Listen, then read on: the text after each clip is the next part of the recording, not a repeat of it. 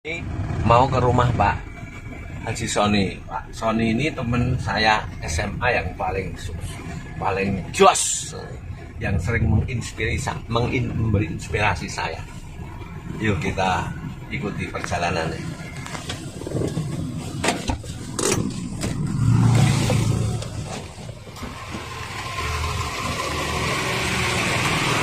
Ini dah seperti saudara.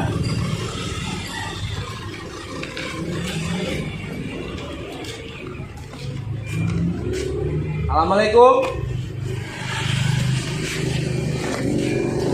Pak Haji Sony ini orang yang pertama kali saya dibondeke motor Harley, dan saya diajari naik Harley pertama kali di JD. Alhamdulillah sih.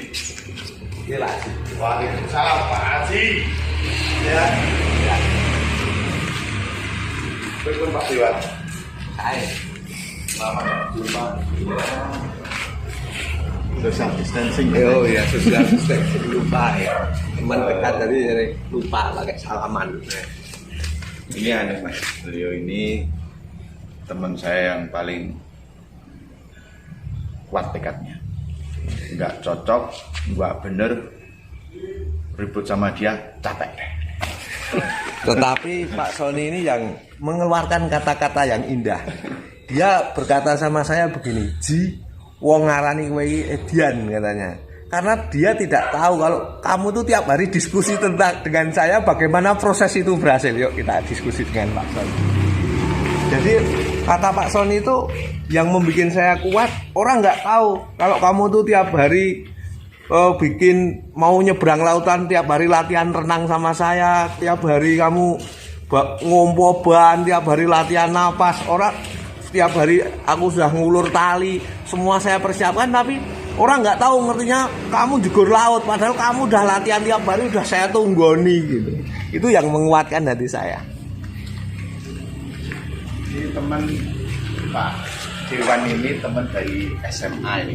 Jadi saya dengan beliau ini bukan orang baru. Jadi dari makan nasi tempatnya Pak Margo ya. Ya, Itu tapi sebenarnya yang temen saya itu kakaknya Pak Sony, jadi namanya Mas Imron. Ya Pak Imron itu gimana kalau jajan sak warung dibayari semua. Monggo ini bubuk saya ini Mas. Bubuk. Ya saya sering di sini sama Awan kalau ngobrol. Tapi ya alhamdulillah karena Pak Awan sekarang udah jadi dewan terus ya. Paling hanya telepon saja. Tapi yang jelas silaturahmi tetap terjaga, dan kami sering kadang-kadang ketawa kalau melihat mengingat masa lalu. Dan saya udah bilang sama Pak Wawan ini, kamu nanti jadi dewan paling lama kayaknya. Gitu. Dan kebukti kan sekarang. Jadi Pak Sony itu sering memberi inspirasi saya, karena memang kalau Pak Sony memang asli orang kaya Mas. Jadi sejak SMA dia itu memang udah kaya. Karena apa? SMA itu saya tuh 1 minggu dikasih bekal 5.000. Nah, kalau Pak Sony itu karena sudah mengelola, kalau nggak salah dulu punya truk tuh sampai 27 yang mengelola Pak Sony sama kakaknya. Jadi kalau saya punya uang 1 lembar, dia tuh sak black gitu uangnya. Blacknya itu sering diuncal-uncal kayak itu. Jadi saya senang banget setiap sore gitu dolan ke tempatnya Pak Sony. Nah, waktu itu kakaknya itu, kalau kos saya itu cuma 17.500, kakaknya Pak Sony itu dulu satu kamarnya itu sudah 500.000. Jadi berlipat. Saya cuma pakai sepeda jengki, kakaknya sudah bawa mobil, bawa motor, dia sudah balapan motor, saya cuma nonton karena nggak punya. Jadi mengapa saya pengen kaya? Itu ya karena sering diberi semangat oleh Pak Sony. Pak Sony pernah bilang sama saya begini, Ji, kowe melayu aku berangkang, kowe ora iso nyelip aku. Wah, itu. Saya selalu sering termotivasi dengan segala macam dari saran-sarannya Pak Sony. Jadi yang pertama kali saya naik Harley itu ya dari Pak Sony.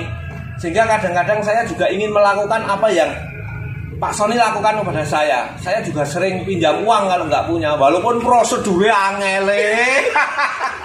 Dan itu dia mengajari saya walaupun teman dekat jangan pinjam uang sebetulnya. Tapi karena saya butuh, saya tetap nembung. Tapi sebetulnya pelajaran Pak Sony, ojo nyileh luang tak nei wae. Jika kalau pinjam itu prosedurnya sulit sekali. Jadi hikmah yang tertinggi dari Pak Sony itu adalah nek kekancan orang sili-silian duit, karena akan muncul masalah. Kalau nggak punya lebih baik diberi.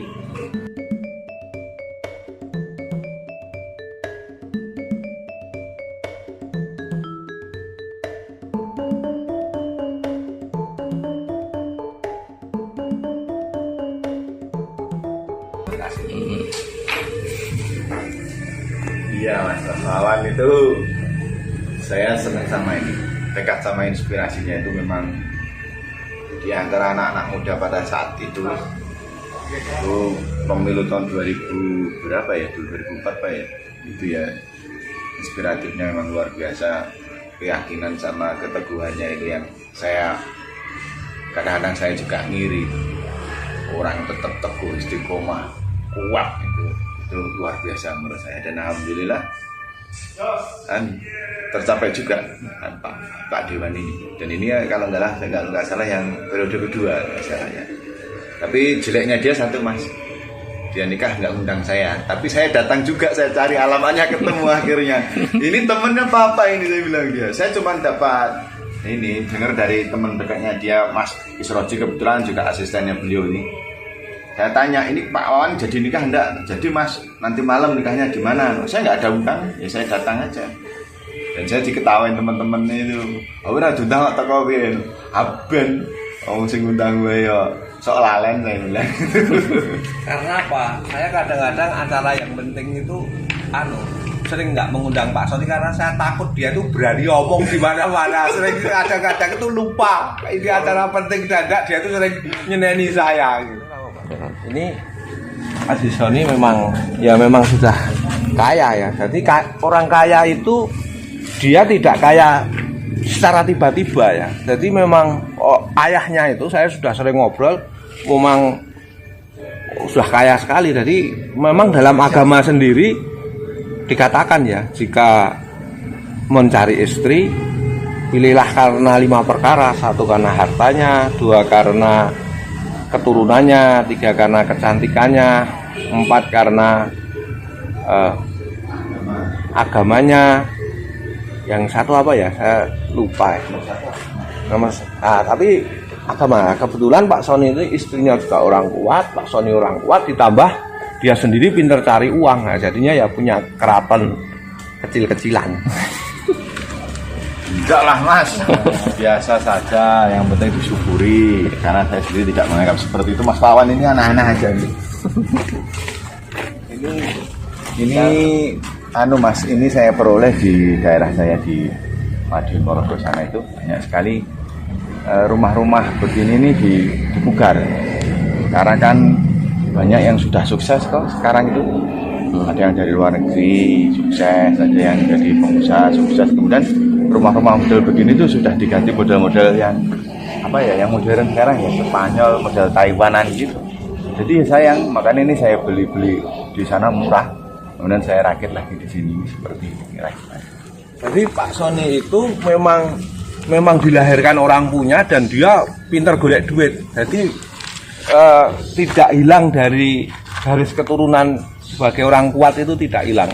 Jadi bukan hanya orang tuanya, tapi dilanjutkan Pak Sony juga bisnisnya macam-macam, sehingga dia bisa bikin rumah yang besar sekali.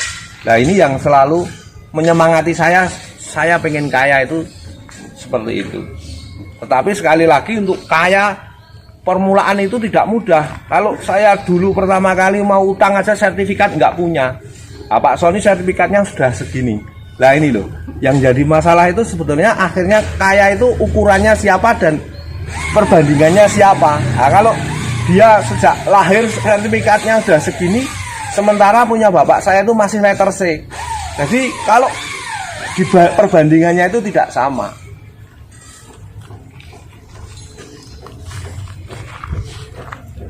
Ini Mas, tahun kira-kira 1800-an akhir ini. Ini saya peroleh 3 rumah, kemudian saya perbaiki jadi 1 rumah. Jadi saya peroleh di daerah Madiun, Ponorogo, sama di daerah barat Ngawi juga ada. Sebenarnya masih kuat, rumah-rumah ini bisa ratusan tahun, cuman kan mungkin bagi anak-anak sekarang kan ketinggalan model ya. Ya. Model ini kalau kita mau melestarikan budaya kayak gini tuh bagus banget. Tapi biaya perawatannya juga tidak murah punya rumah seperti ini. Ya memang kalau sudah seperti Pak Sony ya monggo aja, mau bikin pendopo, mau bikin apa-apa nggak apa-apa. Kalau saya masih moro ngempek. Ini Mas, ini pendopo ini nanti kalau sewaktu-waktu Pak Haji ini Bupati Sleman ya, amin. Saya nanti ini saya pasrahkan sama Pak Haji Wawan. Siapa tahu bisa untuk pengajian dan lain sebagainya. Saya seneng kok malah. Dia itu sukanya itu memberi mimpi pada saya hal-hal yang tidak mungkin. Padahal dia ya cuma seringkali memberi mimpi. Jadi kadang-kadang kalau saya slow, nggak ada kegiatan, saya kesini itu minta mimpi sama dia. Dia memang tukang bikin mimpi. Seperti 20 tahun yang lalu saya naik Harley. Saya nggak bisa bayangkan Pak Sony zaman dulu sudah punya Harley, tapi memang saudara-saudaranya semua punya Harley.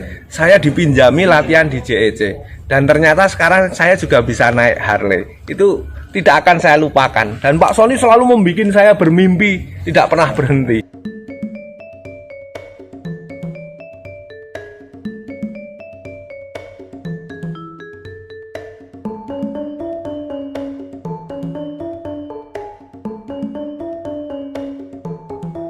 Terima kasih. Mas, kadang-kadang itu kita tuh harus sadar sebenarnya sesuatu itu harta itu titipan. Kadang-kadang kita dititipi ya tidak bisa menikmati kok. Contoh misal kita diwarisi rumah 5, ya kan kita nggak bisa jual semua buat kita senang-senang kan, pasti karena berarti kan cuma titipan aja. Toh nanti kan juga apa yang kita peroleh dikasihkan ke anak sebagian, sama ada yang titipan. Jadi kadang-kadang kita punya duit banyak mau makan yang mahal ya nggak bisa karena kesehatan. Seperti Pak Haji ini kalau saya ajak makan jeroan seafood tuh kakinya kenceng dia, asam uratnya tinggi. Jadi kita itu harus sadar bahwa sebenarnya harga itu tetap titipan. Harga itu tidak bisa mutlak kita punya secara mutlak, tidak bisa.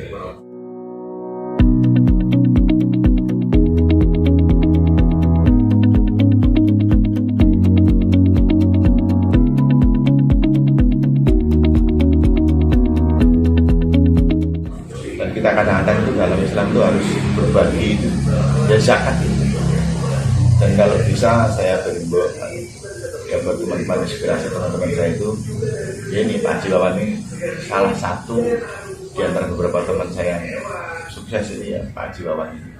Tapi kadang-kadang kalau dong Pak Sony capek itu ngomongnya beda sama saya. Dia itu bilang begini, aku kesel sih yang budaya. Aku apa? Anak suka dipek mantu kowe. Ya itu namanya titipan tuh. Jadi dia kadang-kadang itu malas kerja katanya. Karena apa? Karena nantinya itu yang menikmati anak mantu. Karena dia kan anaknya yang satu laki, yang dua perempuan. Dia kadang-kadang kerja sampai jam 10 malam kan capek. Setelah punya uang kan juga nggak mungkin dinikmati semua. Yang nikmati anak mantu. Wah itu kadang-kadang dia juga sering dagel dengan kata-kata yang seperti itu, dan itu memang benar. Pak Sony ya nggak mungkin mau menikmati rumahnya yang bagus, mau diapakan ya, cuma kadang-kadang kebahagiaan itu adalah sebuah proses. Di saat dia bangun dia senang, pas senangnya ya pas bangun. Tapi omongan seperti ini kan karena Pak Sony sudah punya semuanya. Kalau belum mungkin ya belum bisa ngomong seperti ini, dan orang akan nggak percaya. Tapi karena dia sudah punya semuanya, dia ngomong apa aja ya bener, dia sudah punya. Oh iya ratu Mas. Iya Mas. Iya. Jadi kadang-kadang gini Mas, saya itu tidak mau apa-apa itu kelihatan. Ya kan saya pengennya sewajarnya manusia hidup. Lainnya naik motor ya naik motor kan, tetap pasti naik mobil ya biasa, mobil biasa saja. Yang penting itu kita senang, banyak teman, dan kita bisa diterima di masyarakat, itu menurut saya udah karunia luar biasa ini. Kan tidak Ramadan kayak begini dan ini pas posisi ini lockdown ya tidak kerja ya tidak apa-apa. Tapi alhamdulillah malah bisa kerja kok, masak setiap sore. Itu udah kebahagiaan luar biasa. Ini kayak saya katakan, harta itu kan kadang nggak bisa kita makan sendiri. Ya itu karena titipan itu tadi. Ya udah, kalau titipan ya saatnya kita berbagi ya saat seperti ini lockdown begini. Saya sama istri jam sore ya harus jam habis zuhur itu udah harus masak. Kebetulan kami tidak sewa pembantu ini karena semua pada lockdown ya sudah satu keluarga anak ini saya ajak bungkusin nasi, saya yang masak, istri saya yang motong, pagi saya belanja ke pasar, bikin takjil sore, bikin apalah yang penting yang bisa berbagi. Ini kan bulan penuh rahmat. Ya, ini saya syukuri betul. Alhamdulillah saya dikasih sama Tuhan. Yang jelas saya sama ini masih diberi rahmat dan itu dan kita bisa bebas ketemu begitu luar biasa. Kasih kesehatan. Dan kita kasih alhamdulillah sehat. Sehat. Saya berharap teman saya ini yang teman-teman SMA itu niru nih loh, asli nih loh. Ini luar biasa ini.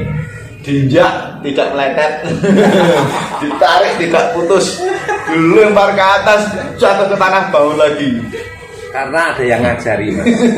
Jadi kadang-kadang dia sudah memang orang tuanya orang hebat sekali ya. Jadi di saat kami pernah menemukan sesuatu yang besar sekali di negara Indonesia ini, bapaknya udah bilang, neng donya iki ora ana barang anyar. Wis tahu aku ora gumun. Sehingga dalam kehidupan itu orang tidak gumun sendiri itu tidak mudah. Sementara kalau memang kuat sejak lahir itu berbeda dengan orang baru. Sehingga gayanya itu sudah hilang, gaya hidupnya sudah hilang.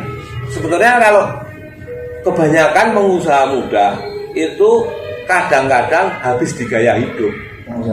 Pengusaha baru itu kadang-kadang habis di gaya hidup. Melu-melu orang yang sudah mapan, dia tidak tahu kalau memang sudah mapan benar.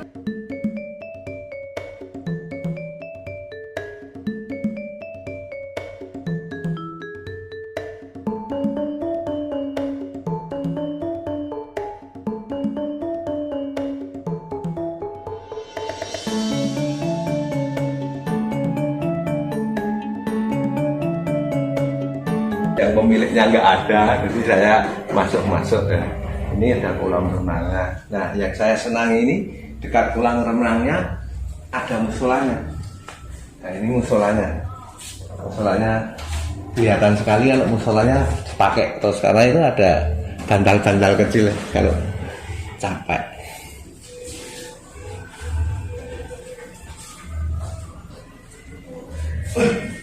Sini Pak Haji, ngapain ekonomi lah? Saya. Iya, ini ada.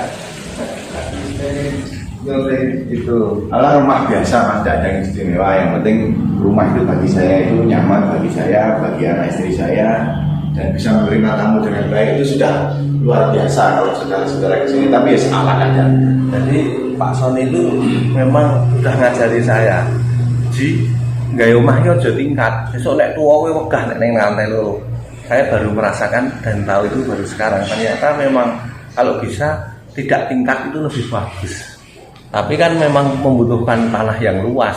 Jadi pendapat Pak Sony itu pendapat yang sangat ideal. Jadi tidak mudah untuk dilakukan. Tapi saya senang dengan mimpi-mimpi dia untuk mengajari saya. Karena apa? Dalam hidup ini harus bermimpi.